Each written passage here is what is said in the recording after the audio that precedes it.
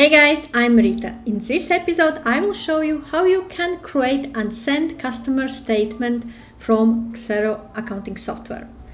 To send customer statement, you need to go to Contacts and under Customers, select customer who requires a customer statement. For example, I will select Lucy. And to create statement, we need to go under Options and Send Statements.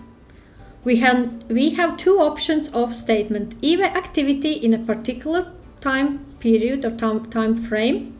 So for example, I'm selecting just between dates of 1st June and 30th June, and don't forget to update.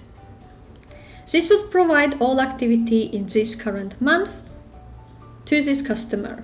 We can print and download as PDF, or we can email directly to Lucy, making sure that there is email address, and this would distribute out statement from Xero accounting software. The same, we can send statement for outstanding up to 30th June, click update.